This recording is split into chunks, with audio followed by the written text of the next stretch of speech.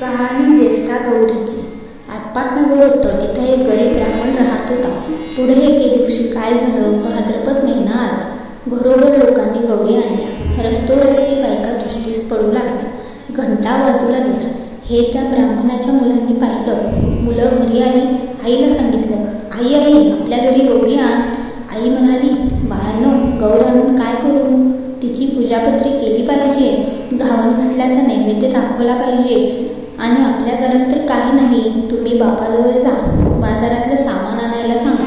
सामान आणलं म्हणजे गौराने. मुलं तिथून उठली, बापाकडे आली. बाबा बाबा बाजारात जा, घावन घातल्याचं सामान आणा, म्हणजे आई गौर आणेल. बापानं घरात चौकशी केली, मुलांचा नाद ऐकला. मनात फार दुःखी झाला. सोन्यासारखी मुलं आहेत, पण त्यांचा हट्ट पुरवता येत नाही. गरिबीपुढे उपाय नाही, मागायला जावं तर मिळत नाही. त्यापेक्षा मरण बरं म्हणून उठला. देवाचा धावा केला. तळ्याच्या पायी गेला. जीव द्यावा म्हणून निश्चय केला. अर्ध्या वाटेवर गेला. इतक्यात संध्याकाळ झाली. जवळच एक म्हातारी सवाशीण भेटली. तिनं ह्याची चावड घेतली. कोण म्हणून विचारलं. ब्राह्मणानं हकीकत सांगितली. म्हातारीनं त्याचं समाधान केलं. बोधाच्या 4 गोष्टी सांगितल्या. ब्राह्मणानं म्हातारीला घरी आणलं. बायकोने दिवा लावला. चौकशी केली. पाहुण्याबाई कोण आणलं म्हणून विचारलं. नवऱ्यानं आजी म्हणून सांगितलं. बायको घरात गेली आणि आंबी करता कण्या पाहू लागली. तो मडका आपलं कण्याने भरलेलं दृष्टीस पडलं. तिला मोठं नवल वाटलं. ही गोष्ट तिनं आपल्या नवऱ्याला सांगितली. त्याला मोठा आनंद झाला. पुढं पुष्कळ पेच केली. सगळ्यांनी पोटभर खाल्ली. सगळीजण आनंदाने निघली. सकाळ झाली तशी म्हातारीनं ब्राह्मणाला हाक मारली. मुला मला नाव घालायला सांग म्हणून म्हणाली. घावन घातलं देवाला कर, नाही काही म्हणू नको, उलट काही गाऊ नको. ब्राह्मण तसाच उठला. घरात गेला. बायकोला हाक मारली. अगं अगं ऐकलंस का? आजीबाईला नाव घाल असं सांगितलं. आपण उठून भिक्षेला गेला. भिक्षा पुष्कळ मिळाली.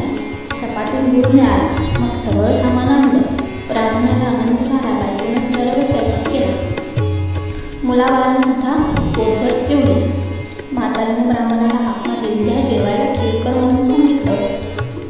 ब्राह्मण म्हणाला, आजी आजी कुठून आणू? तशी म्हातारी म्हणाली, तू काही काळजी करू नको. आता उठून तुला जितक्या गाई म्हशी पाहिजे असतील तितके कोणते पूर, तितक्यांना धान्य बांध. संध्याकाळी गोरज मुहूर्तावर गाई म्हशींची नावे घेऊन हाका मार, म्हणजे त्या येतील. तुझा गोटा भरेल. त्यांचं दूध काढ. ब्राह्मणानं तसं केलं. गाई म्हशींना हाका मारल्या. वासरा सुद्धा धावत आला. ब्राह्मणाचा गोटा गाई म्हशींनी भरून गेला. ब्राह्मणाचं त्याचं दूध काढलं. दुसऱ्या दिवशी खीर केली.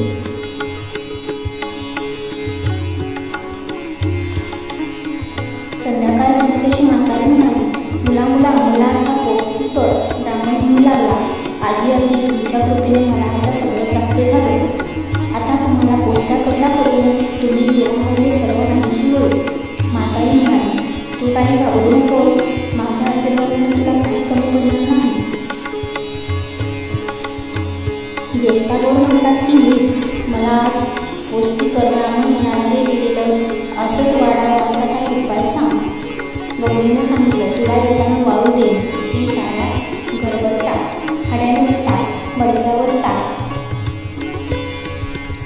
हंड्यावर टाक, गोठ्यात टाक. असं केलंच म्हणजे कधी कमी होणार नाही. ब्राह्मणानं बरं तिची पूजा केली. गौर आपली प्रसन्न झाली. तिनं आपलं व्रत सांगितलं. भादव्याच्या महिन्यात तळ्याच्या पायी जावं. दोन्हीकडे घरी आणावे. ऊन पाण्याने धुवावे. ज्येष्ठा गौर म्हणून त्यांची स्थापना करावी. त्यांची पूजा करावी. दुसरे दिवशी घावन गोड, तिसरे दिवशी खीर पोळीचा नैवेद्य दाखवावा. सवाष्णींची ओटी भरावी. जीव घालावं. संध्याकाळी हळद कुंकू वाहून बोलवून करावे, म्हणजे त्याला अक्षयचित मिळेल, संतत मिळेल. ही 60 उत्तरांची कहाणी. 5 उत्तरे देवाच्या दारी, गाईच्या पोटी, उपायाच्या पारी, सुपार संपूर्ण